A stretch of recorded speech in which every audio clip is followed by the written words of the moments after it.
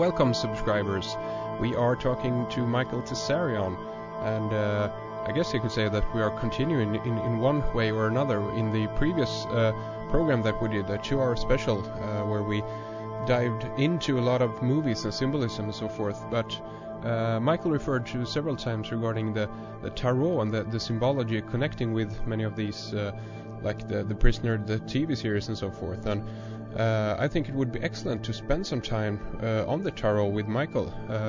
I'm not myself very well versed in the tarot. I know very little about it, but I'm certainly curious about it. And I know that Michael have a background studying the tarot, so we're very fortunate to spend some time with Michael now on this issue. And I personally gotten the impression that the tarot is something that kind of have come out of the Western world, spawned from it primarily. And I might be wrong on that, but maybe we can kind of begin on that note, Michael.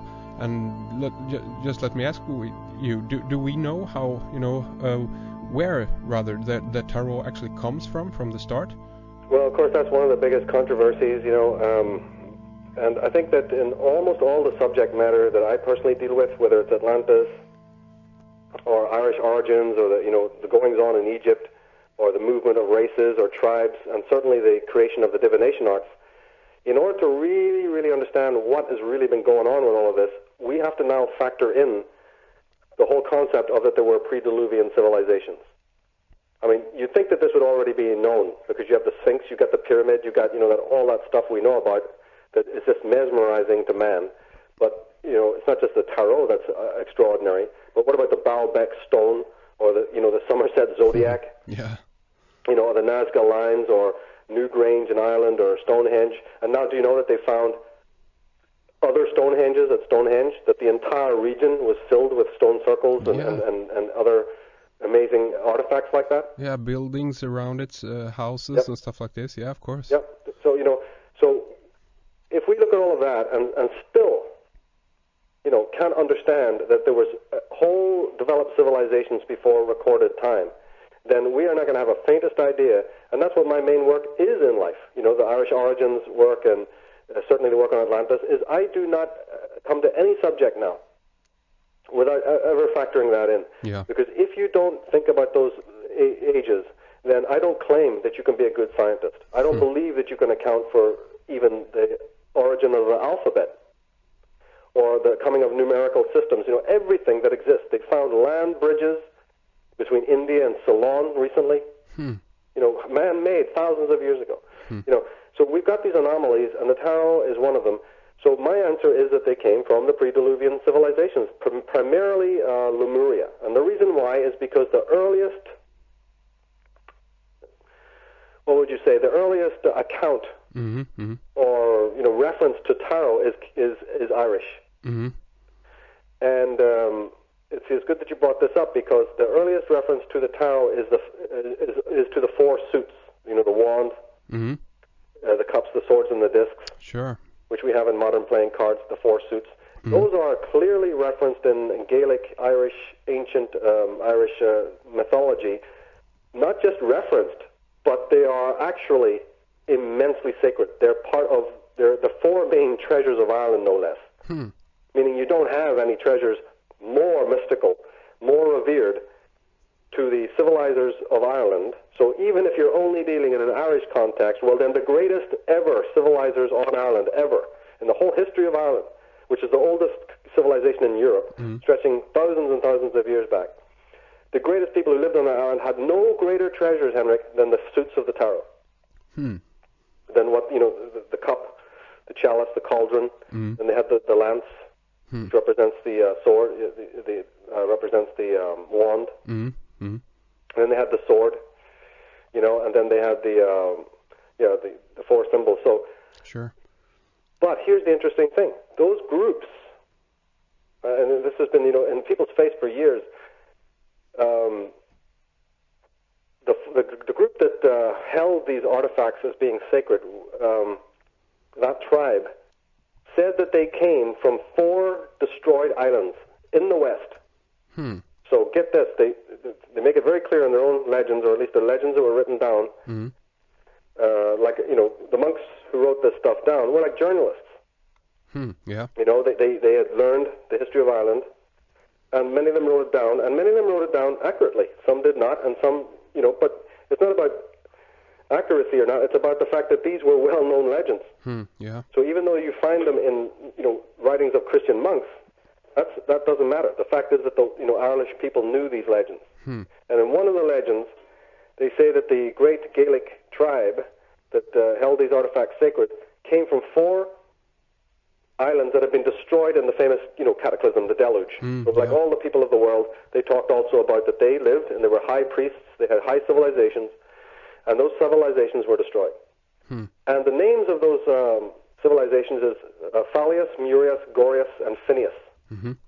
Now, if you study that list, you will find that one of the islands of the ancient Irish was called Murias. Murias. Get it? Yeah, sure. Lemuria. Lemuria. Yeah. Because the letter L, just like any French person knows, and anybody who studied the French language knows that the letter L was put on the beginning of a word, often to represent the. Yeah, sure. Right? Like you know, today. Le bombe. And, yeah. Yeah. And you have that same concept in, you know, so-called Celtic languages where you have O, Farrell, or Muck. You know, McAllister, the Muck. Okay, yeah. And did you know that even in Egyptian languages, the letter H always represented the at the beginning of a word? Okay. And this is important because if you study words like Hebrew, right, you're going to need to know that because suddenly a whole other thing jumps out here. Sure. Where the H is silent, it's mostly like a prefix. Okay, yeah. So again, words are very important to understand. So the Lemuria was really Muria. Well, hello, you find that very term in Murias, which is the ancestors of the Gaels, the ancestors of the Irish. So now we can link up a bunch of three very, very interesting things that shatter what we know about history. One is that there's ancient continents that sank beneath the waves. That's pretty revolutionary enough. The name of one of them was Lemuria or Murias. From that island came the ancestors of the ancient Irish, who were incredibly magically endowed. And then to answer your question all the way round, and they brought with them the prototypes for the tarot. So these the 4 suits or the 4 symbols that you talked, do you think that these are individual, you know, for the 4 islands? Their kind of signia or emblem? Yes, they were the insignia of the kings of the 4 islands, who were known as Lu, Dagda, Nada, and the Manannán and Maclear. And if you really we don't want to get into the whole story of Celtic Ireland, but Manannán Maclear, whom the Isle of Man is named after, and who Shakespeare's King Lear is based on, Manannán Maclear is considered even an older god than that. He's even considered older than the Gaelic gods, so he's a very, very primordial aboriginal god of the sea. But yes, bearing that in mind, they would say that those artifacts, the cauldron, which belonged to a god called the Dagda, who's very similar to Dagon, or you know, of the Canaanites. Because the Canaanites and the Phoenicians are Irish. Yeah, exactly. That's. I mean, let's just say that straight out. So their Dagon, or their fish god, it's all based on the same idea. Then you have the stone of Fal, which belonged to Manannán and Maclear, a magical crystal, magical stone that had certain spiritual properties or significance, very much like the Shiva. People use the lingam today. Okay, yeah. You know, but the cult of the stone is just, you know, incredible. I mean, what do you got all over the so-called Celtic world? There's nothing but these standing stones and you know, stuff like that. Yeah, absolutely. So the idea of the stone being a symbol of kingship, representing the polar axis of the earth, and you know, also being sort of like stones were used very much like acupuncture needles would be used on a human body. These stones were there to help their Mother Earth, you know, generate energy and to also preserve sacred energy. Then you have the lance of Lu, the sun god, who's known to the Romans as Lugos, and to the Welsh as Lu. You know, and London, because one of his other names was Lud, L-L-U-D in Welsh, becomes the foundation of London. So London is Lu's town. Dawn, meaning, you know, hill, and Lu. And by the way, Lu's temple in London, you know what stands on it right now? It's St. Paul's Cathedral. Oh, really? Christian sites are always built over ancient pagan sites. Yeah. And so Lu, the sun god of the Celts, his main center at near the Fleet River, which used to be near a river, is now St. Paul's Cathedral standing on it. And isn't it interesting that even during the Blitz, when the Germans were bombing the whole of London, Paul's Cathedral basically was kind of unscathed. It was, huh? Yeah, because there's a vortex there, Oh my God. And then you have the sword of the High King of Ireland. The High King of Ireland, he's buried up in Derry, and Derry is in Northern Ireland, and it's based on the word, Dwar or Drew, Derry, which meant the Druids, men of the oak. Okay. So, and the sword was actually called Retaliator, and that sword is the prototype of all swords that conquer evil. The next one being, of course, Excalibur. Yeah, sure. Yeah. But Excalibur, or even in Lord of the Rings, where you have the famous cult of the swords and the fact that they glow when evil is around. Sure, yeah. And these swords cannot be destroyed by evil. This is all from from Irish mythology, in which the sword of King Nada was called Retaliator. And Nada, one of the other pronunciations of his name was Nua, just like Noah. And his story is the same, that he survived the deluge, came in specially made boats, and they found, Ireland. They came to Eri, which was called Ari or Eri at that time, named after the goddess. And that's what it is. So then you find that. So later on, when you find the symbols of the tarot in Egypt and everything, see, to me, as a Celtic scholar, an Irish scholar who's trying to very much show the ancient connections between Ireland and Egypt, the tarot is very important in this connection because you do find the tarot coming up more traditionally in Egypt. Okay. Any references to that. But then when you know that it was first in Ireland, there's your connection between Ireland and Egypt, because how did they get, they must have had commerce between each other to know about it. Yeah, sure. Huh. So, I mean, let's take the, what's it called, the weight, the deck I'm thinking of. The Rider weight? Yeah, exactly, rider weight. I mean, this is like, I guess, a modern kind of, they have based this on the ancient tarot. I mean, do you know when this is from, like the 70s, 80s, something? The rider weight? Yeah. Oh, the rider weight. No, that was based on. That is a production of the people who were basically involved in an order called the Order of the Golden Dawn. Oh, okay. Yeah, the rider weight would not. It didn't have. See, the man who is basically responsible for everything that we have, the tarot today, was a man called Samuel Liddell, or MacGregor Mathers, the head of the Order of the Golden Dawn.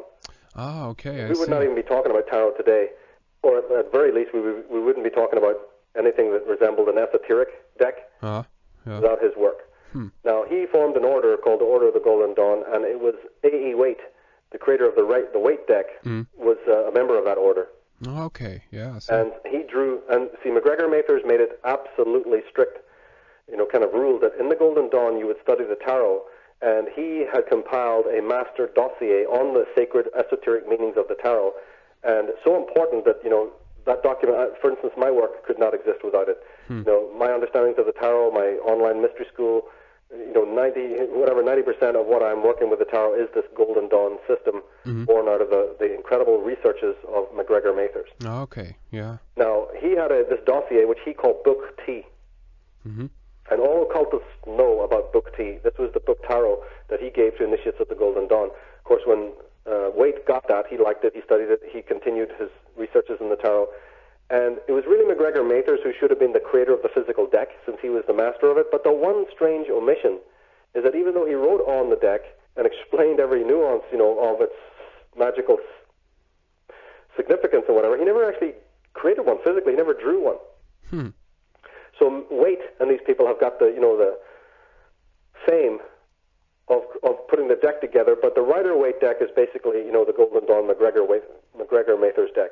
Okay, That's the right way to look at it, because everything that he had discovered about the tarot is encoded into it. Now, even though they put it together and they created it, it had a few flaws, right? It had a few flaws, because, of course, nothing is perfect in this world, right? So even though it was 98% perfect, there was a couple of things, that needed changes. And then comes into the story, the notorious figure Aleister Crowley. Sure, yeah. Who also had read Book T. He was a member of the Order of the Golden Dawn. The thing is that he was an exceptional genius, and he rose very quickly within the ranks. Yeah. Almost overnight to become very, very senior, because he had tremendous, personal power and ability magically. So he had discovered immediately that there was something wrong with the gender dichotomy within the tarot, because the tarot features, a part of the tarot is the court cards, which feature male and female characters. And he noticed that there was an imbalance there.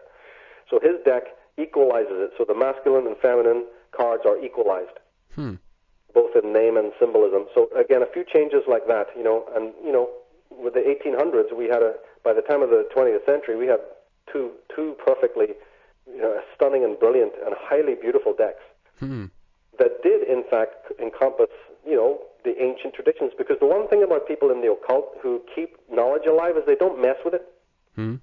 It gets messed with now in our 20th century media-sized junk scholarship world. Everything gets boulderized. And the tarot certainly has suffered throughout the centuries, but on the whole, you see, people who are keepers of ancient knowledge tend to keep it very preserved. So the tarot could last. The secrets of the tarot were rediscovered because, people tended to not mess with this stuff. Yeah.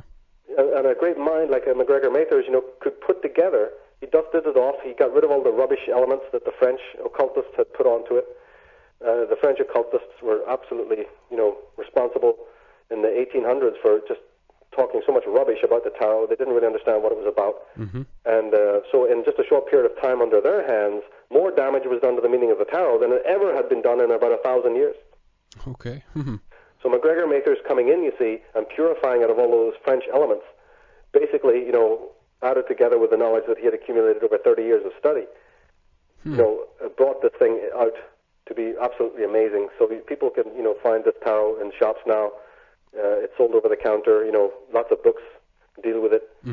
I certainly recommend it as one of the decks for my students on the mystery school. Excellent. Yeah. Because this is.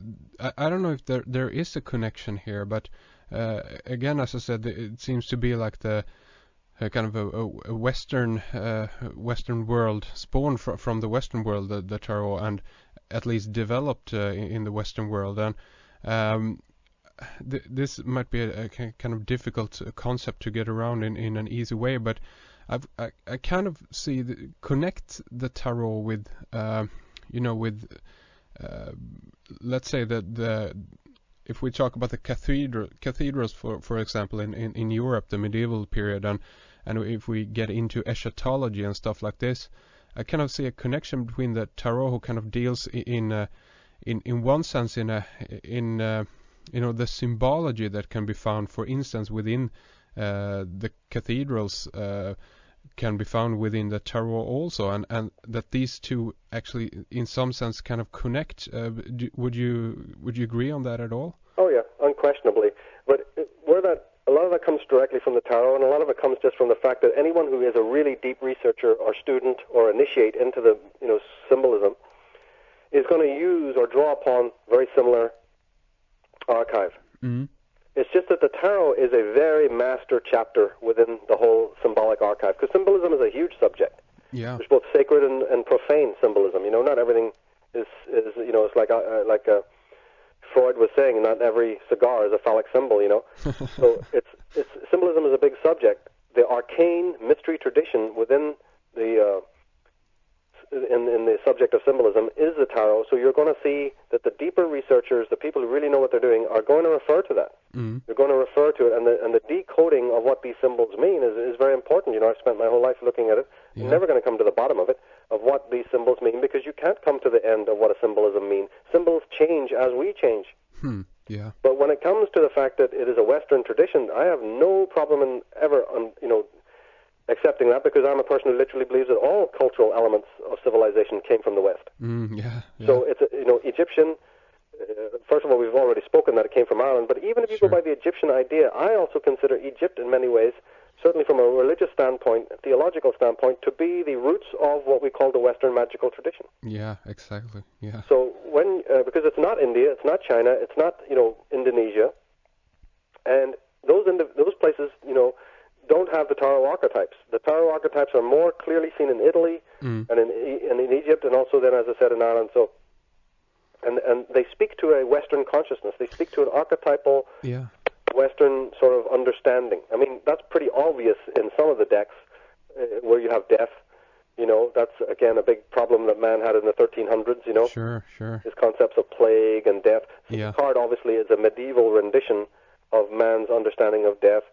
I don't know, let's think of some others. You have Mat, card number 11. justice.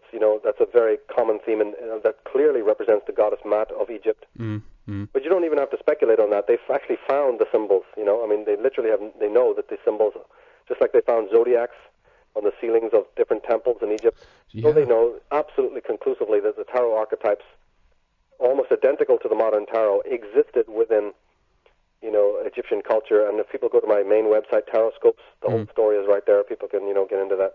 If you want to. So yeah. Tarot and numerology and astrology and Kabbalah, which is not Jewish. Kabbalah goes back to, the old mystery schools of Egypt. If you understand that the Jews were pharaohs in Egypt, which is a whole other discussion, but if you accept that, then, of course, it is Jewish. Yeah. Ergo, the Jewish are Egyptian, but let's leave that aside for now. The idea is that, yes, these are part of the Western magical tradition, not because they came from Egypt with the gypsies and moved west, but because they were always in the West in the beginning. This is what it's all about. And so I stress in my work that people need to really start using this again. How can you be a Western person looking for God, looking for spirituality, looking for psychic hygiene, and looking for the mysteries of the universe and strengthening your inner being and, developing yourself as how can you possibly manage to do that without the right spanner and the right toolkit? Yeah. Well, what are we thinking here? That you're going to fix you're going to go and fix the space shuttle with a frickin', yeah, with a wrench. A hammer and a chisel or something? Yeah, exactly. This is the brain. Then we look around and find that we're finding spiritually destitute, morally leprous people walking around. Let's face it. The world, man is in a most egregious spiritual and moral state. I've said this from day one, Yeah. I think in a couple of weeks we're going to upload to YouTube, or to my website some of the earliest interviews I ever did on TV. They're like, they're from like a late 90s or whatever, they're interesting. I want people to see them. But, I look back at that and go, my God, that I was harping on the same thing? Don't stop. It's like, we are in a very, very severe state. Yeah, we are, yeah. And, you can't re-hardwire. Psychologists have come up with a blank. You see, the doctors, the psychologists, they can only treat the problem. A good psychologist, of course, can do more than that, but there's not too many good psychologists around. So the most of the people out there that are called psychiatrists, psychologists, and of course a lot of these New Age spin doctors, they don't really know how to solve the problem. They have a general idea at best. Well, I can improve upon that substantially. There's a thing called the Western magical tradition. Never heard of that? No, but they've heard of Christianity, and they've heard of Gnosticism, and they dabble in the Essenes, and people are dabbling in black magic, and they're dabbling in blinking, whatever from the East. Hare Krishnaism and Hinduism and all this other patriarchal, misogynist, total nonsense, in my opinion. The slavery of the human race. When they're not finished with one slavery, they're jumping to another kind of slavery. There's nothing spiritual about any religion in India. The Shiva stuff is the earliest, and if you track it back early enough, then you got something spiritual. But believe me, there's very few people understand what Shiva was really about and what it means to live that kind of life. They'd be pretty shocked if they found out. And most of the Shiva worshippers in the world haven't the faintest idea what Shivaism really is.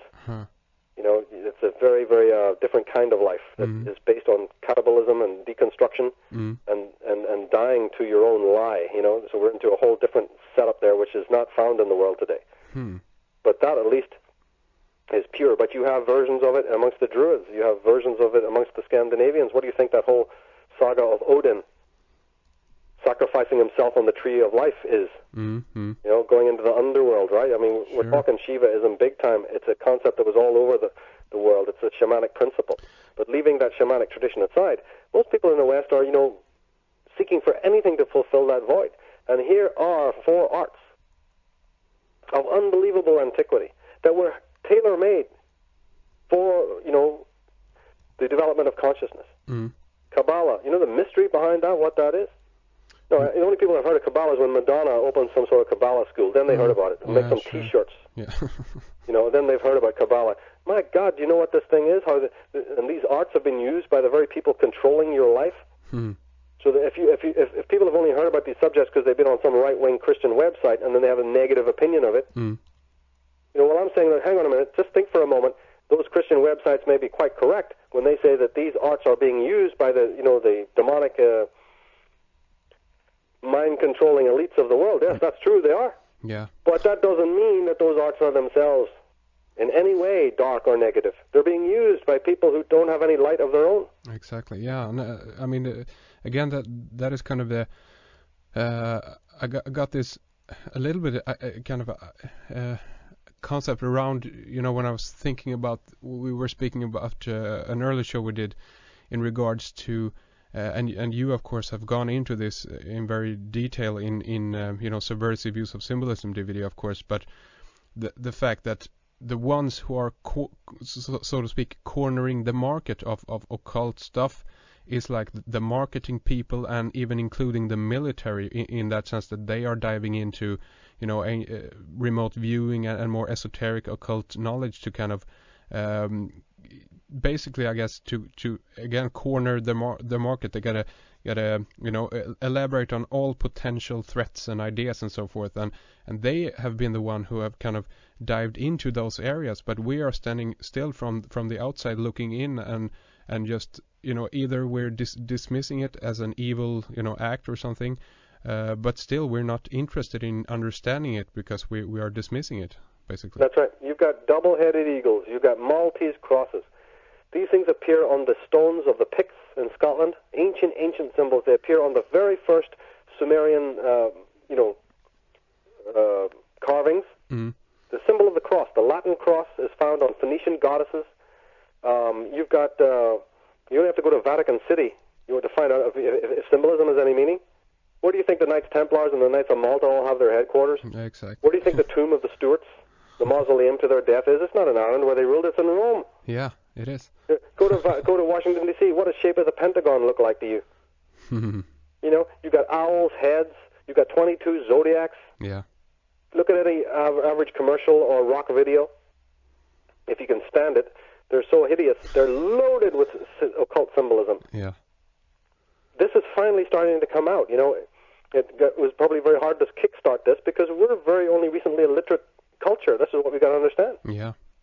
And getting into these more esoteric matters is taboo for people. You should see the anti, web, emails that I get from people who just totally want to, rant at me for being into this kind of subject and telling me it's all bunk. But I studied it. You haven't. You don't know what you're talking about. You're an idiot. Yeah. But the only thing you can do is tell me in writing that I'm wrong. But yet, the people who are even using language, the person, I guarantee you that half the people who are writing to me, and always will lambast what I'm doing, is wearing some Nike T-shirt or some, Raiders hat or whatever. I've had this happen. There they are, brainwashed to the nines, I mean, it's unbelievable how much this stuff permeates into people's minds. And, of course, as soon as you push that button and try to say, look, there's an entire occult language happening here that ties back into the old, you see, you're not part of a tribe anymore, but your archetypal mind is. Your archetypal mind is longing for those things that once gave your life meaning. Yeah. But the media takes that out of you and sells it to you back. As you say rightly, yes, in the DVD that we do on symbolism, there's a very elaborate explanation of how the theft has taken place. Because you've got to know what's happening, how you've been raped and mutilated by a media in order to find its more pure form. Because if they're using those powers on you, then it's because they know they work. They know that red is the color that most stimulates the female mind, for instance, red. Yeah. So they're going to put that on clothes. You need to know it. People need to know this, so to understand certain things. And there's a whole language of color. Absolutely. Yeah. And when somebody comes to me and they're wearing a particular color, especially close to their skin, like T-shirt, the color that is closest to the skin that a person is wearing is the absolute sign of what they're going through at that particular time, or it tells you something about that person personality-wise. The language of color. And that's not just me knowing that subject. It's something I've dreamed up. Madison Avenue knows about it. The top designers in the world are absolutely adept at knowing this, so that when they're doing their fashions, you see, and choosing their colors and choosing their palette, they're fully aware of what colors to choose and what color combinations, not just color itself, but combinations. If somebody's wearing pink close to their skin, what does that mean as opposed to a certain color of green? And then you find that there's many kinds of green. There's many spectrums of blue. What happens if somebody's wearing a brown, do you want psychology behind all of this. Do you have any examples in that sense? No, because this is stuff I keep on the mystery school for members only. Oh, okay, sure. I hate to be pedantic about it. No, I do have a closed area. Sure. We have to be. I am very cautious about because people have paid a lot of money to come into the mystery school. Absolutely. And they deserve to have that area of information utterly, hermetically sealed to them. Otherwise, it's ludicrous.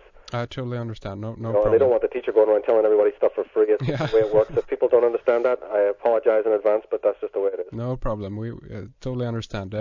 This is very interesting.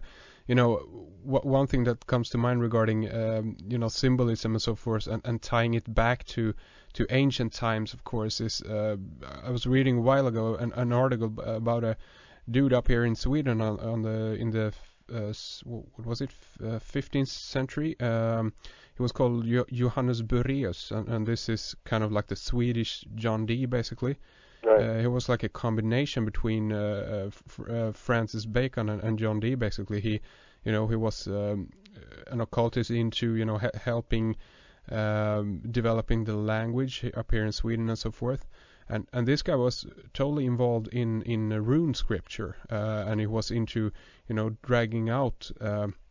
He expressed it that he was actually looking for links between the Hebrew language and the old runes, because he suggested that there was a hint in all languages today that goes back to what he called the root language. That of course he tied it together with biblical scripture and so forth, the Tower of Babel and stuff like this. But again, it kind of very interesting to pick up on this, and I guess that this is kind of again something that we need to stress and kind of express that idea that there actually might be a link between all of these traditions and even in regards to the first language, and I don't know how we can tie all of it together into back to the tarot and so forth, but do you think that there was an original language that we all kind of in some level have a memory of?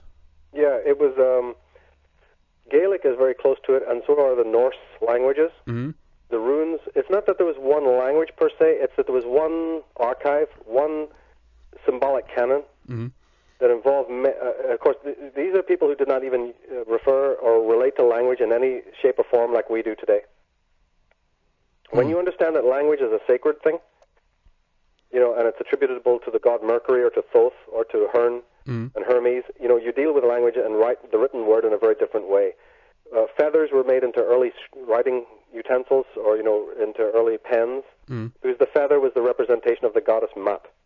And they made it as a feather because they said that every man who writes something must have Mat's feather right in front of him to realize that he's guided by Mat. He's guided by justice and by truth when you write words.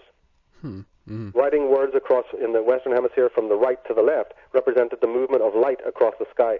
Writing, they said, without light, without the sun, we couldn't write. So people wrote across the page to mimic the movement of the sun.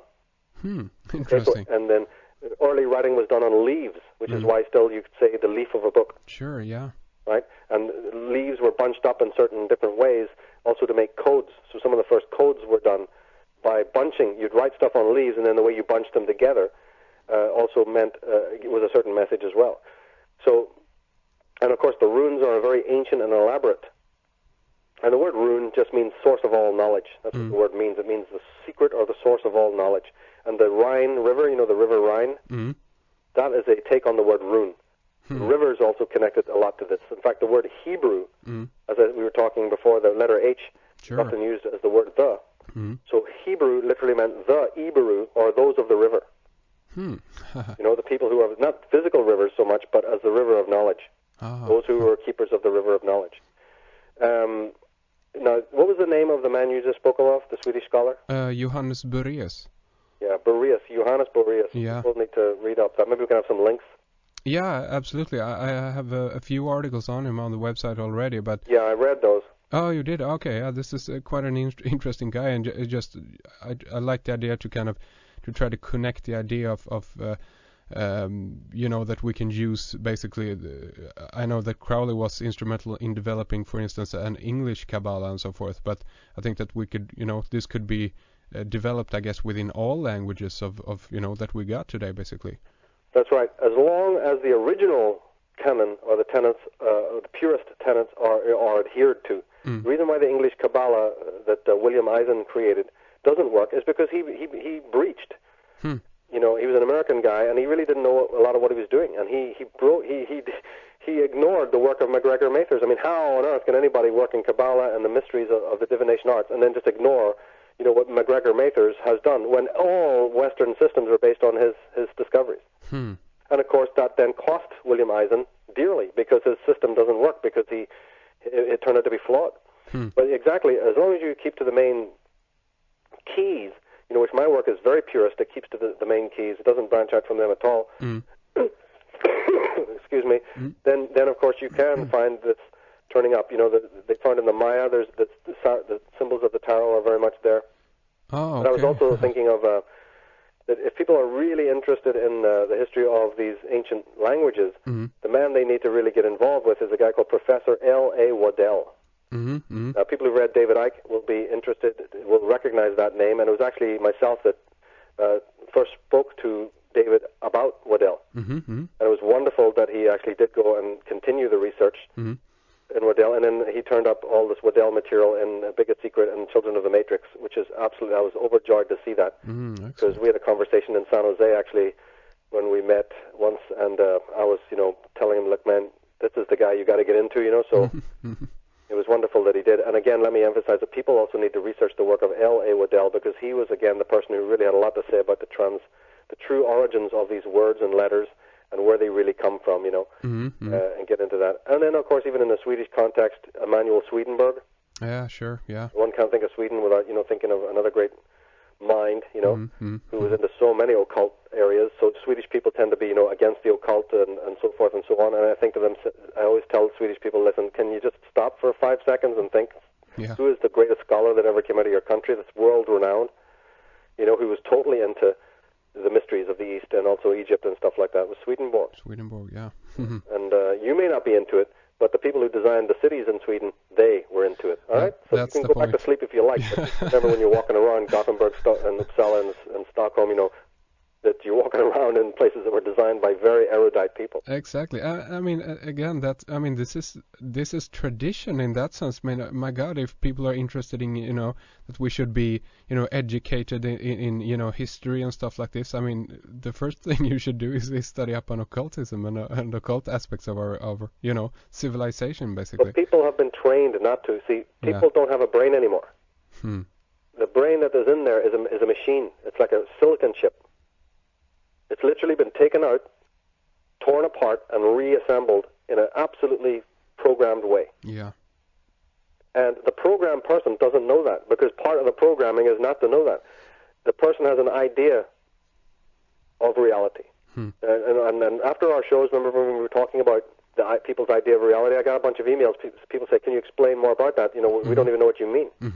So, let's take a few seconds here, if I can, and just say, think an idea of reality works in your brain in exactly the same way, no different than what you call memory. So I hope that clears it up for people, because a memory that you have is an idea about something that happened to you. Yeah, sure. It's not the thing that happened itself. In fact, if you really could go back in time, you might find that, geez, your memory of what happened and the thing itself is like totally not the same. And you know this because your friends who share memories with you might totally say, no, that didn't happen. And this has happened to people a lot. When you try to recount a memory, the time you met, Jack Award in Hawaii and, whatever, and you met this famous actor, and then everybody's going, no, that didn't happen. He wasn't wearing that kind of color, he didn't buy us any drinks or take us to any party or anything like that. You're totally flawed memory. So you have an idea of your memory. Exactly. Or you have an idea of what happened in the past, and we call it a memory. Well, that is exactly the same. It's no different. It's exactly what the ego is doing in general. It's just you understand that you have a memory, but the memory is not a real thing. It's an idea about something that happened to you. And so you have that same concept when you're dealing with what we call reality. Yeah. And this is, a very big problem. And the more unhygienic and unsharp and unrational, and because remember, the garden of the ego, the garden of the mind, it has reason as some of the flowers, but it also has intuition and instinct. It's fed by many waters. It doesn't work just to, say, I'm super rational, I'm going to be a scientist, I won't deal with emotion. No, the world of the inner ego is like the world that you live in outside of yourself. It requires lots of different kinds of weather. Oh, yeah. It has many kinds of season. The people who believed only in the intellectual side have learned that just doesn't work. and people are too overly emotional, that doesn't work. So there's a blending here in order to have a proper climate within your own consciousness. Yeah, absolutely. Just one thing to kind of, I guess, tie back a little bit to the tarot in that sense, because you named the four suits and so forth. But one thing that I kind of wanted to address here today also was regarding the regular, the deck that we got for poker or whatever. The idea that it seems to be expressed a lot also in regarding gaming and so forth, that I've been picked up on. Been watching a lot of old Bond movies lately, and Ian Fleming always have this theme where they have of course we have the new movie with the casino, of course, the Casino Royale, but you got always the different card games, the gin and the poker and so forth. Do you think that the gaming cards is a kind of a carry-on tradition, or a kind of a lighter version of the tarot? Is the connection between the two there? Yeah. In fact, the tarot, if you take away what's called the major arcana, you're left pretty much with what is the modern playing deck of 52 cards. Mm-hmm. Oh, really? But the reason why the James Bond movies are so, use that casino image a lot is because the character himself is the magician. Mm-hmm. Yeah. He's an archetype. The James Bond movies, and I use these when I taught children, and we've used the James Bond motifs a lot in the tutorials that I've done on tarot, because he represents the magician in the tarot. He's a modern rendition of this. Mm-hmm. And of course, the magician is the juggler, is the gamer, is the person who sort of plays with fate, mm-hmm. who's an ambivalent character who has sort of a dark side and a positive side. He's a mercurial, hermetic kind of character, and that's what Bond is very much plays upon, this sort of ingenious, person you just can't kill. And this is emphasized then by him being also brilliant at picking the right card and having luck. Mm-hmm. He's a very lucky, mercurial, kind of Jupiterian character who's able to do a lot of sleight of hand. And this comes out of the old Simon Templar, right? Yeah. Because of course the tie-in is with Roger Moore, who first got into the Saint, which is again a slightly esoteric, I wouldn't say heavy esoteric, but has a certain level of esotericism to it. Yeah. And his name was the Templar. Yeah. Right, and this connects to, a lot of other usages of words in which the James Bond character, when he's working with an anti-hero and he doesn't want to let his identity be known, it's very interesting the names that he adopts. For instance, in some of the movies, he's called Sterling. Right, which has connections to silver. Mm-hmm. And then another cover name for Bond is Sinclair. Ah, okay. Right? Yeah. And of course, one of the other Roger Moore characters in the show that he did with Tony Curtis called The Pretenders, he is actually called Sinclair as well in that. So you have a lot of Masonic Templar type of stuff. Yeah. And it carries over into Bond. And Bond's usage of the roulette wheel, which is the symbol of the Wheel of Fortune in the tarot cards, and the whole idea of fate and luck, and so forth and so on. And in fact, the Bond films are loaded with tarot archetypes. Tarot, I find, turns up in lots and lots of movies, even when you wouldn't first think that it does. Yeah. It is being used. It has been used, and it is used, because I always maintain that the people in control, the people who are in upper class setups, who've had upper class educations, who are privy to knowledge that the ordinary middle class and working class person does not even have the faintest idea exists. So talking to them about it is not going to work, because they just don't accept it. You have to take their head and put it right in there, and then they'll maybe see it. But we have no right to do that. But nevertheless, I don't care what people think. In the aristocratic, sphere of influence in this world, occultism plays a very big role. Oh yeah. And it is huge in what they do, in the timings of what they do, in the clothes they wear, the colors they choose. I mean, all the way down the line. And people are really going to have to wake up to this. And of course, then a lot of these movies borrow from that. Yeah. They borrow incredibly from that. I wish we could get into all the the various permutations of just the Bond movies themselves. They're fascinating. Exactly. Also, of course, as I see, it's a very tarot influenced movie. It's I watched this again a while back. The Seventh Seal by Ingmar Bergman. Well, Bergman, of course, himself was a sort of a mystical type of character in many ways. Yeah. I think he was a unique individual who worked in archetypes, and definitely put those into his movies. Those are highly complex films. tremendous respect for him. He's not my favorite or anything like that. I prefer myself Werner Herzog. Mm-hmm. But Bergman certainly is up there, Yeah. Is a tremendous worker with symbolism. And also, before we jump out of it, the 52 playing cards also work independently with its own mystical archetype. Mm-hmm. Even if people are not interested in connecting the playing cards to the tarot, they better understand that the roulette wheel is the zodiac, and the little white ball that you throw in, that's the sun. Oh, okay. Birthday cakes cut into geometric symbols. For every year of your life, and you put the candles on, that's a symbol of the zodiac. Oh. The child's game hopscotch is based on the Kabbalistic tree of life. Mm-hmm. Throwing coins into wells is a representation of the suit of coins in the tarot and the suit of cups. And then the suit of coins is always connected to prosperity, and the suit of cups is a divine inspiration, and also romantic success. So when you join the two, meaning throw a coin into water, you're combining two very lucky things. So that came down into our society, you see, as having that habit, connecting coins with water. So, the designs of our cities, there's not a thing that we're doing that's not based in some sort of divination. But even if you don't connect the 52-card deck with the tarot, the 52-card deck itself has its own unique properties, one of which I won't say any more about it, but the 52-card deck contains the exact secrets of how to build the Pyramid at Giza. Oh, really? Yeah, the mystery of the pyramid, because everybody's been charging after it, from Buckminster Fuller to, Swallow to Lubitsch, to every other, Egyptologist, but of course none of them seem to be able to work out how to build one or what it really was meant to be. That's because the Egyptians didn't write stuff down. They had a penchant for, communicating these teachings in a very right brain, archetypal way, in which you had to be pure enough to work it out. Yeah. So people think the Da Vinci Code is complex. That's baloney.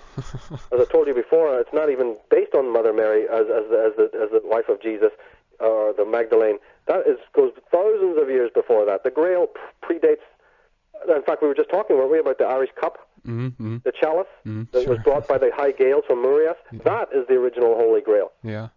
Yeah. There's no mystery about it. It's a Celtic artifact that then had a symbolic representation and took many permutations, and then when the Christians got hold of it, they had this permutation. Sure. But the 52-card playing deck, the people who understood how and what the pyramid really is, incorporated it into the number of cards, the various symbols, and the various breakdown of the permutations of the 52 playing cards. So, I'll say no more about it because, people can contemplate it, but it's a very sacred and arcane understanding. But what I'm trying to say for the benefit of our show is that do not underestimate what appears to be innocuous little games.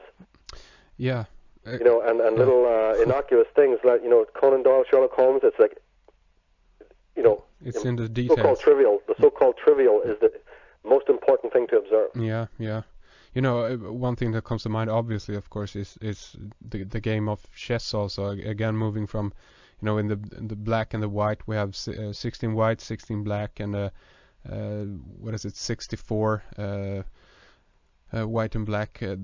Moving on the square, and again, I guess there is a controversy over, where the game comes from what part of the world, and when it was developed. Do you think that there is any could these games have been handed down to humanity in that sense that they are kind of again can learn us stuff about ourselves if we watch these things carefully enough? Oh, they're eternal. These are it's really wrong to say that they're invented by such and such a group. All you can do is find out the earliest usage of chess. It's again, believe it or not, is Irish. Remember the god Lugh we were talking about? Well, there was a move in chess called Lugh's enclosure. And it comes from Irish mythology, in which the god Lugh, in order to prove his skills, his merits, because in Gaelic his name actually meant master of all the arts. And so the tribe that he joined, he was part of, kind of held him to that. They wanted him to prove it. And one of the things that they did was play a game of chess. So here's a reference to the game of chess 3,000 years BC, if not more. And in fact, they claim that when Lugh was playing chess with his rival, he actually invented a new move that was called, from that moment on, Lugh's enclosure. And anyone who studied the game of chess knows that. Lugh's enclosure. Well, wait a minute. That's Lugh, by the way, not Lugh from the 20th century, or Lou of the Mafia. This is Lou, the Celtic sun god from 3,000 years ago. So we're talking chess existed back then. And the idea that, the 64, squares is connected to the codons of the DNA and whatnot. Yeah. I Ching, it has the number 64. There's a lot of symbolism there. Sure. And this beautiful idea of ignorance and knowledge, black and white, night and day, the black and white. So again, very simple archetypal principles, which contain untold knowledge, unbelievable information. Yeah. And it will never end, there'll never be a limit to what people can discover and find out. What are the pieces on the chessboard really representing, Exactly. It's just fascinating, that. It is. It's very fascinating. One thing I also wanted to kind of touch upon a little bit is I kind of began on the note on the cathedrals and so forth, and I don't know if you picked up on this too, but there seems to be a fascination with this might because I've got a one-sided view of it, but it seems to be a very, again, I connect this very much with eschatology and the kind of a doom scenario in that sense. If we, follow again the through the Middle Ages, we had the bubonic plague, and that kind of time period seems to be very, oriented around the death card or the Saturnian brotherhood, I guess, in that sense. But I mean, do you think that the kind of, if we were to follow, for example, Catholicism, that doctrine, do you think that there is at least in the higher up of the priestarchy, kind of an idea or a concept that it someday must come to an end or die or the doom or the end of days in order to kind of survive? It have to kind of renew itself, I guess. Do you think that idea could be incorporated down into Catholicism? No, but I think the opposite. See, they may verbally say that they believe in renewal, but as a matter of fact, the whole problem with Catholicism and religion of that kind in general is that it's anti-ending. It doesn't have anything to do with catharsis and true eschatology. It uses that as a fear mechanism to get people to think that their way or their world, the normative world, may be threatened by, some nebulous demonic force or nature, whatever. But you see, it doesn't embody the Shivite understanding of catharsis and catabolic work. It's purely anabolic, and that's what then becomes very fossilized about it. That's what creates this whole, monstrous idea of progress, as if in your one life, that's what you're meant to be dedicated to. It's just plugging into the matrix to create progress, leaving your own needs and your own desires behind. Or the whole religious idea that, a man 2,000 years ago is still saving your soul today. And this whole, continual repetition, recapitulation, the heavy-duty traditionalism of it all, which is very oppressive. This is shown in the tarot cards in number 5, card number 5, with the Hierophant. So it's more in unorthodox teachings, I mean, the Druids, you see, were like that. The Druids, there was no question of you being involved in anything sacred unless you were very much a person who understood the meaning of death. Yeah. And the meaning of transition and sacrifice, in a true way. These are just used today, obviously, they're part of the palette of what is used, but, it's not really real. It's like you believe this and then you just freewheel for the rest of the lot. You just freewheel down. And the more conservative, the more restricted, this is what people want, because people are deeply threatened by the mysteries of the universe, by the fact that nature does not respond to your good or bad deeds. It seems ambivalent. Yeah. That you can be a person doing all this good, really, even truthfully, a really decent, good person might question, hang on, I do good, and I'm told that doing good is very important in life, but I don't actually get anything from the universe for doing good. The moon, the sun, the nature does not treat me any differently. I don't get better looking. I don't get more women. I don't get more rich. I don't get more famous. In fact, quite the opposite. The more good you do in this world, the more in the shit you can end up, as we well know. So it's like somebody in the subconscious might be going, hey, what is this thing about that there is no real, true, distinguishing reward mechanism built into the universe that responds to a person doing good? Well, the obvious answer to that is that if there was, then everybody would do good, wouldn't you? If it was like, Moses tapping the rock, and suddenly your food and your water and all your goodies came out of the universe, out of the fountain of the universe, because you responded by doing good deeds, then every mug would be doing good deeds. But the fact that's perplexing to the human mind is that there is no response. So humanity, being troubled with that, has then decided to respond very, very positively to good deeds. Okay, so humanity, realizing that there was no inherent prejudice towards good deeds, decided that, listen, we better than do it. We better make an agreement in society, in culture, that when somebody does a good deed, you very much show a lot of, reciprocity to that. That's where we get even the word thank you that's so abused today. I mean, everyone says thank you. Where do you think that came from? Or smile. When somebody smiles, or at Christmas when we give gifts or do good, and then if this person's done good for you, you are obligated to rush across town and do good for that person. That person is now a friend, Where does that all come from? That all comes from the idea that we better respond to the good deeds and make it a cultural idiom to teach children that when you do something good, we're going to respond positively. That's good. We want you to do that. Because if you don't, there could be untold havoc let loose. Because it's very trepidatious. It's not a pleasant feeling to feel that you're in a universe which does not respond to your good deeds. Now, the psychopathy comes in when a family or a society doesn't reciprocate the good deeds of, somebody. I think people can get some examples of what I'm saying here, but they may have noticed it in their own family unit. It's very, very, very dangerous when you do not respond very positively. You don't want to overdo it like some idiots, like politically correct nonsense, but you want a really authentic response to people who do good. And if you don't do that with children, you're dicing with death. It may not happen, but it could happen that person then starts to think, why should I do good at all? What the hell? The universe doesn't respond to me, and these people don't. In fact, I'm even penalized for doing good things. They talk me down, or they bully me at school for being good. So you're going to have a couple of responses to that. You're going to have people who then will, become very hardline Christians because they believe that's the only place to go where that ethic of responding to good is honored, meaning that they'll go around other people who believe that. Or you have the other kind of person who turns off being good because they realize it's a fraud, it's a fake. And this is what you find when you interview a lot of murderers and serial killers and people who have no conscience. Yeah, but blame the, let's look into the parents and what happened there. How come these people were not responding when this child obviously probably did do some good deeds? And if it was penalized for doing that. So a lot of the things that are happening in our society today, they go back to some primeval understandings, and the church knows that. So the church, like society, says, on the whole, we will make it very clear that good deeds, and our Jesus is a person who did a lot of good deeds. He did it even without being responded to. And you must do the same thing. And I can understand that. That's very healthy. I have no problem with that. Because, again, if you send a contrary message, you can cause untold pain and suffering in people's lives. You can create distortion mentally and psychically in people if you don't. Interesting. Yeah, very true, I think. Yeah.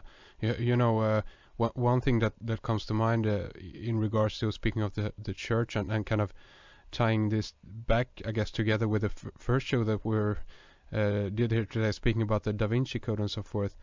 Do you think that there is a possibility that even though the as you said then, that the Mary legend is very ancient, of course, but people around today don't know that. So do you think that this the Da Vinci Code, Holy Blood, Holy Grail, and so forth, could be this effort to renew the church, the Catholic Church, in that sense that they know that people soon enough are going to demand, something new, or people are beginning to look away from the classical Jesus story and they want something more? Do you think that could be the case here?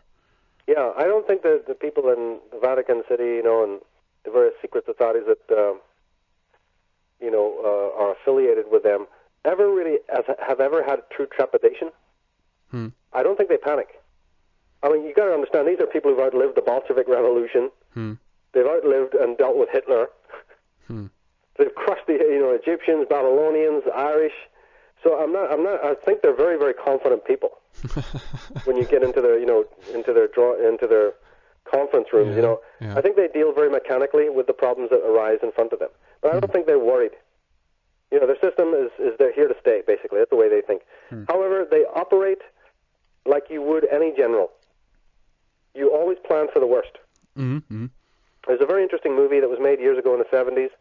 People might remember it. It's with Burt Lancaster. It's called Scorpio. Mm-hmm. It's about assassins.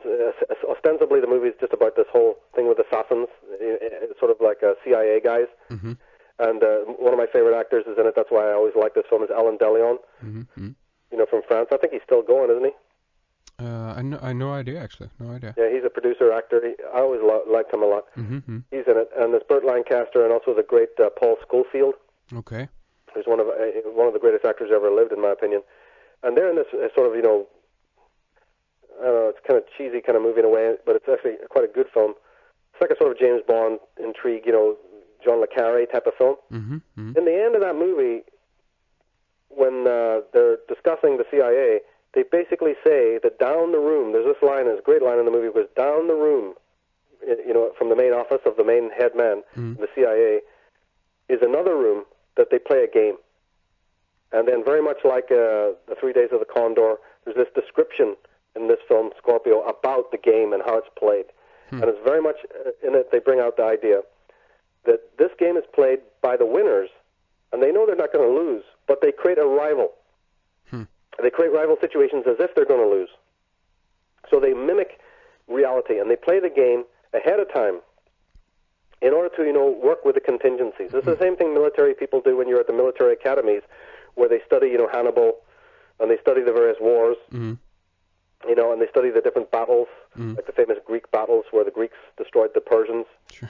Can't remember exactly the name of that battle, but there was a fantastic battle, you know, where the Greeks were able to hold off the might of the Persian Empire just by, you know, commanding one little road. Mm-hmm. You know, so military people will mimic and replay a lot of these periods. And so the Vatican and the people who control the world do the same thing. They're not really moving from a worry panic button type situation.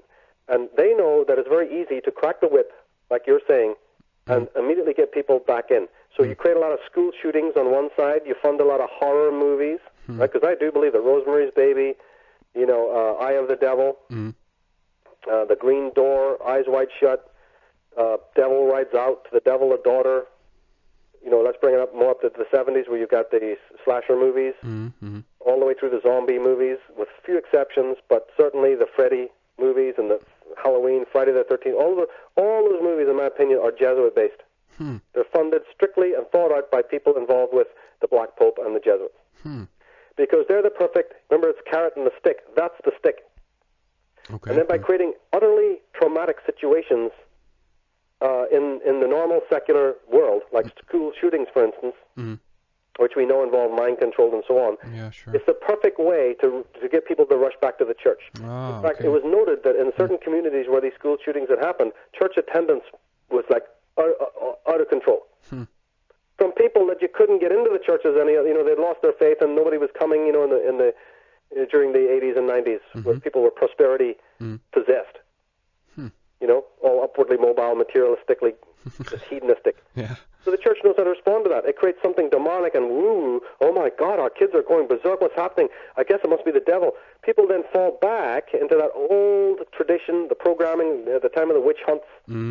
Yeah. Believe there really is a devil. You know, they're not thinking, no, it's very simple, it's government cover-ups and mind control. Okay, ever heard of that? No. They don't think about that. They think about, oh my God, Satan is loose in our community. We're guilty. You know, we turned off our spiritual, religious community. I guess we got to get back to that. It's only a hair-breadth away. Yeah. People have been programmed for years. So the Vatican knows, look, just go out there and throw a few bombs around and, you know, create a few Marilyn Mansons and some other kind of negative stuff to affect the kids, and it'll have the perfect response. Yeah. That's the stick. Then they have the carrot by saying, you know, why have you forgotten about us? We have a very pure understanding of religion. Forget all this New Age crap and all this other Satanistic stuff you're into or whatever. You know, come back to Jesus, the symbol of a pure, strong, good-looking, independent, brilliant, genius man who may have been sent from heaven, hanging on a cross. Have you any idea how powerful that image is? Go to a church and look at what that symbol represents, and think of it. You know, personify yourself as that person, with nails through his hands. You know, a man, an ordinary man, a good-looking, brilliant, intelligent, divinely inspired, and thoroughly moral human being. I mean, they got a number there. They're selling you something that's heavy-duty powerful. Yeah, they got him nailed right there right. on the cross. And somebody will die for the world, who will even die for the guy who's hanging beside him going, forgive me, and he does it. I mean, they're throwing all the adversarial stuff at the world. This guy's conquered the devil. He's conquered the Roman army.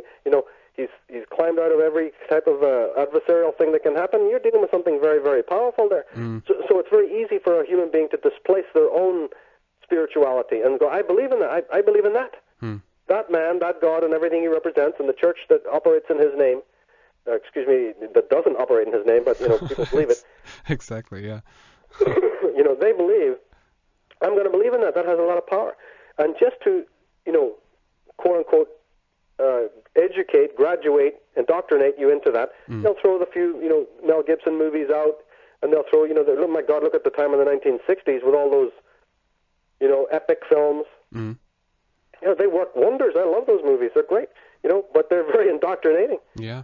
People just go, that's what it's all about, and those are designed for young children. And of course, the young person is not like in any country, like in the Muslim countries. The children isn't given 5 minutes to decide whether they want to be Muslims or they want to be Christians. You're bloody told to do that. You're going to be, you're going to be dressed up and put in those robes. Absolutely. You're going to be told to read the book and bow here and scrape there. And today we go to church. You don't have a free choice. You're not told that Muhammad, legitimized rape as a form of punishment for women. And that the 44-year-old Muhammad was already married to, a girl of 7. Yeah, you're not told that he legitimized, brutal rape of women in order to punish them for their transgressions and all the other stuff that's right there in the Quran. But people will believe that in the same way that Christians read the Bible and think it's all ever so holy. They can't even see what's in front of their eyes. They don't even know that half the book of Revelations was dealing with Caesar Augustus. It wasn't even anything to do with Jesus Christ.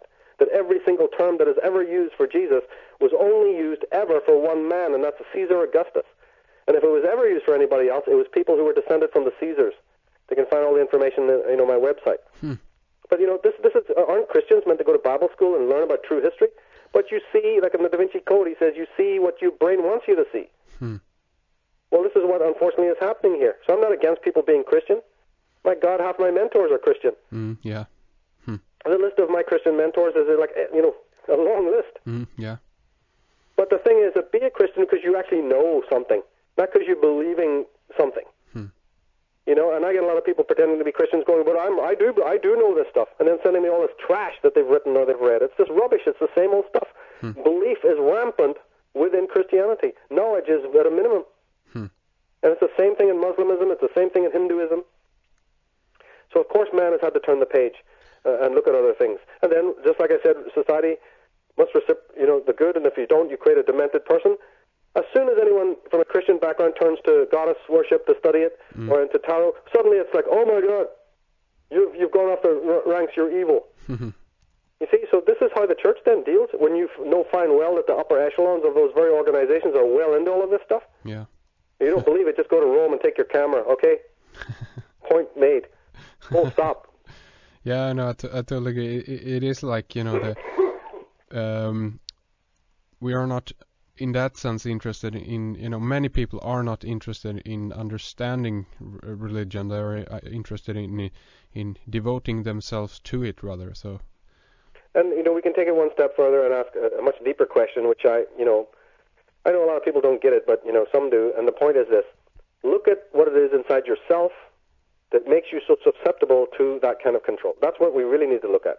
So with one hand, you want to look at what the religion is and whether the religion is true or whether it has, what's it made up of. You want to do that objective study of, say, religion or Christianity, which we do. But you never forget, you don't put consciousness, out of it. You also say, why then would people lend themselves to this? Yeah. For instance, why do people go for this religion and not so many others, et cetera, et cetera. There's a whole psychological component that we still need to look at. People, when the Passion of the Christ came out and they were doing these polls, they found that over almost 60% of American people believed that the Bible was prophecy. It really was talking about things that were going to happen. That's the same old millennial angst stuff, Yeah, of all the ages prior. Here it is still alive and well in America in the modern age.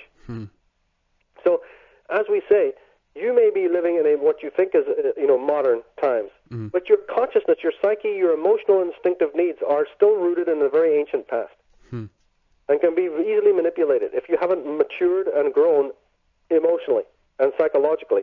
And this, of course, is, again, young, very young, because Freud was only writing this, 100 years ago, 1930s. Mm. I believe that, that it's still, people are going to need to get a handle on this, and I just hope that they do, because the leaving consciousness at the door in any field is absolutely scandalous. It doesn't work in science. It ran science aground, and it's certainly not right in religion, and it's certainly not right even in people in their own personal religious quest. People are going, okay, Michael, you say this and you say that. Where am I meant to look for my answers then? Give me some insights. How am I meant to, clean my psyche and do all of these things as if they want advice? It's like, I don't know. You create your own religion. That's the whole point. I'm trying to get you to create your own understandings, come to your own personal, but people don't even know what that means. They're so indoctrinated by what others have said, what others have created, what others have thought, that they have no conviction or confidence in, I'm talking about you. You dream it up. You create through your imagination and through what you have in your head. It's a mind and then you have a heart. Create something with that. Create your own worldview. Because that worldview will be, of course, based on elements of what others have done and others written, but it will be something you have created from within yourself. It hasn't been transposed or bought outside and then planted inside. Exactly. And even if that philosophy turns out to be very negative in the end, so it turns out to be something that's, not in any way correct, so be it. At least then that's a statement of who you really are. Better to know yourself. Better to know, are you truly a moral and pure person, or are you really some seething maniac?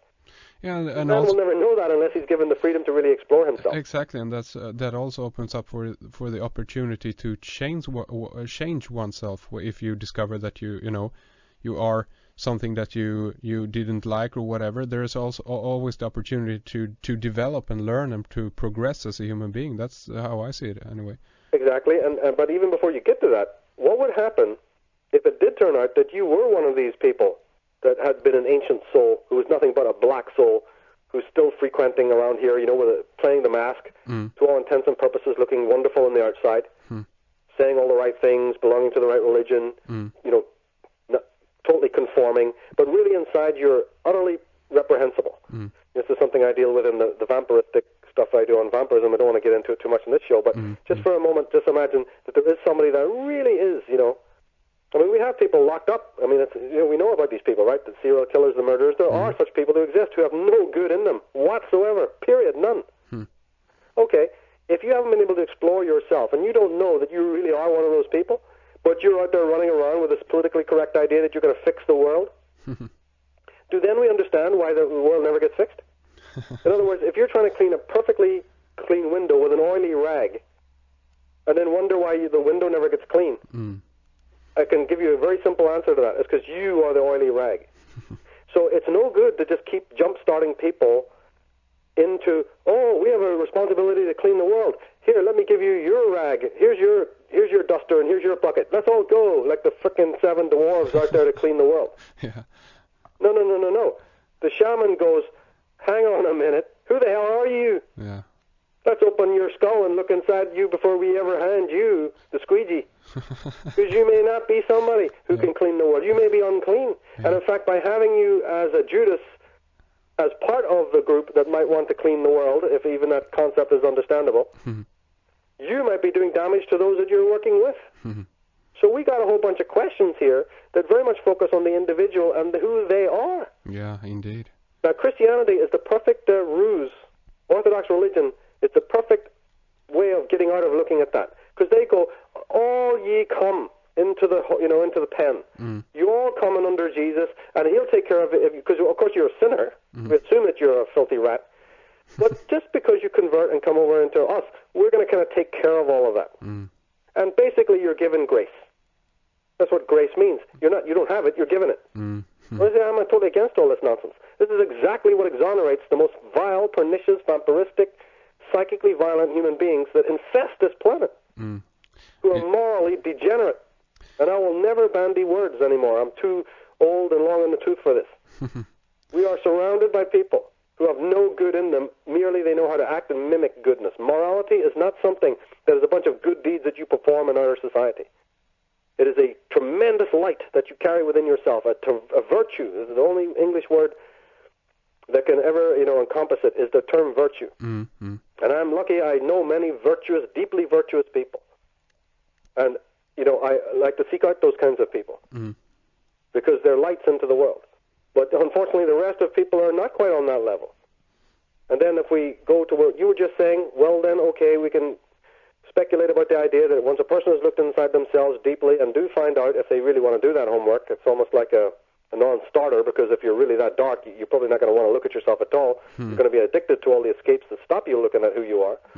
But just imagine for a moment that you did actually have some sort of contrition at some point, that something that happened in your life dramatically changed your way of thinking about yourself and your way of acting, and of course this has happened. This definitely has happened. Then there is that potential in the very few people that they might want to change. They might want to go through some sort of, metamorphosis. Yeah. And we have to hold that out. We have to hold that out as a potential to happen. But again, it's not going to happen because somebody else finds you out. There's no God looking at your dirty deeds. There's none of that. There's none of that. That's all your own conscience. Your own conscience is the one monitoring you. Your own conscience, if you have one, is the only voice that's trying to, improve your actions. And so that brings up again the whole question of psychology. Absolutely. But I do believe that people who are wrong, who've done wrong deeds, and who are immoral can change. I don't know. Parts of me sometimes think they can. I'm developing a lot of these ideas. I don't know. People, I'm always hearing about people who have done that. So yeah. you have to sort of believe that maybe it is possible. I don't know. Absolutely. I wanted to mention also, of course, as we began this part on speaking a little bit about the tarot. I wanted to mention for people who want to kind of dive into your work more, just suggest to them to get your DVD on divination and the goddess tradition, where you go heavily into all of these aspects and very eloquently go through the different ideas of all of this and the background to all of these ideas. That is one DVD that I really would recommend to people who want to learn more about this stuff. You see, that's good, because you see, this subject is one of the most diversive and wide and complicated subjects. So it was very important that I did a DVD that was long and more, of course you can never do justice to a subject like this, but at least I wanted to get out of the sound bites, to really give as much of a panoply of understanding about what all this is about. To disperse a lot of the false ideas that concern this. And also to show that if we're looking at solution settings, if we're trying to look at the healthy solutions for where we're going, we're very much going to have to understand this Western magical tradition. Yeah. We're very much going to have to clean that oily rag, which is ourself.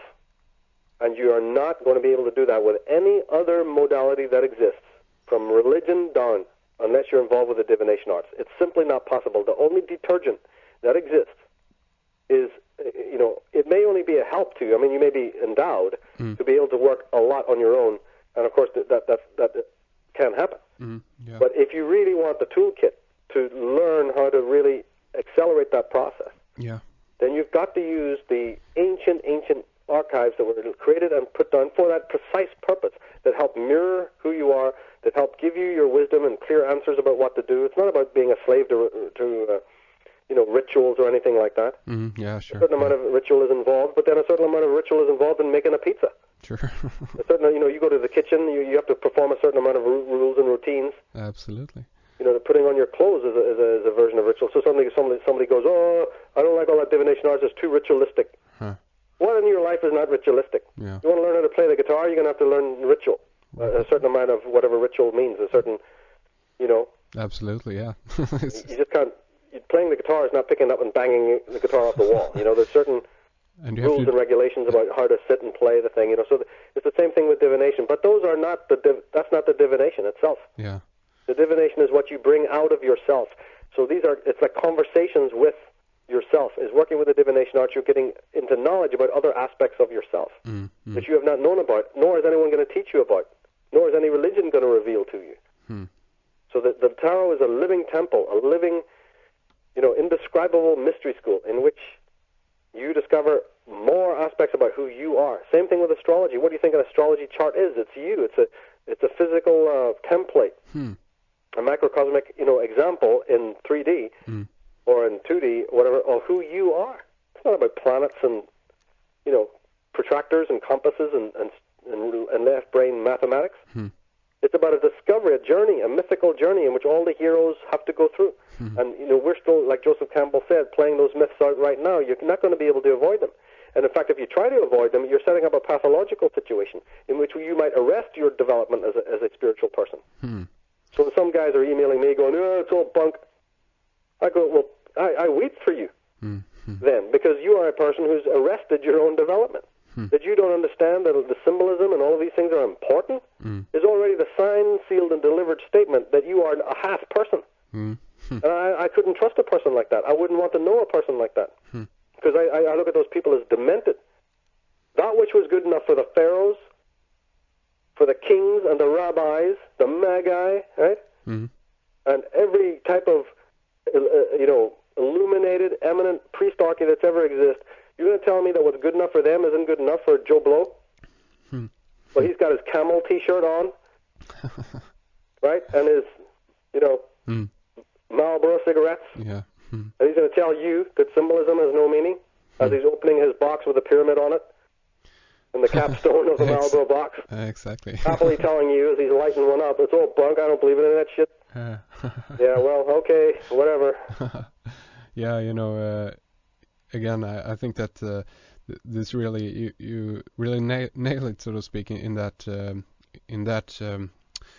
Origins and Oracles DVD called Divination and the Goddess Tradition. And listen, Michael, we could go on again for hours here. We spent we don't want to steal all of your time here today, but I think this is a perfect kind of time to finish up this interview for now. But again, we will speak again in a month and continue on this theme that we've been, treading on for these last few series that we've done, programs that we've done here together. But again, I want to thank you so much for coming on the show. And if you want to mention your website again, do that for us.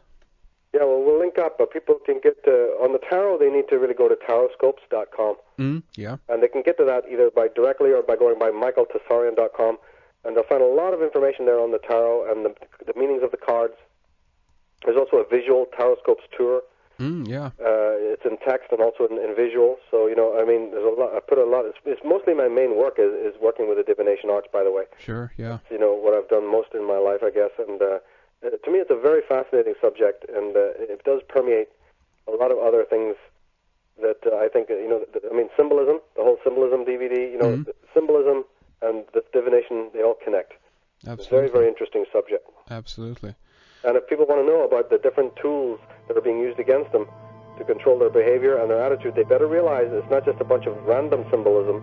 It's some very choice, very educated, occult divination figures who are very, very skilled in this kind of black magic sorcery. There's a difference between magic and sorcery. It's another division that we need to understand. That sorcery is being used on us. And the only way that you can counterbalance or dismiss sorcery, which is, of course, is what they show in this fantastic film, Lord of the Rings, is to use magic. And magic is a very different thing than sorcery. What we mostly know in the world is sorcery. And unfortunately, I have to say it, sorcery is being used on us even by those people that have created and are using the religions of the world. Yeah. And magic is a very different kind of action. Pharmacopoeia, that's sorcery right there. Right. Even there. Yeah. So again, yeah, we'll talk more on it in the future. Absolutely. So everybody go visit tarotscopes.com and of course check out Origins and Oracles.com and take a look at those excellent DVDs that Michael got there. Divination and the Goddess Tradition, and of course subversive use of symbolism in the media, etc., etc. Again, Michael, thank you so much for coming on, and we will speak again in a month. Sounds good.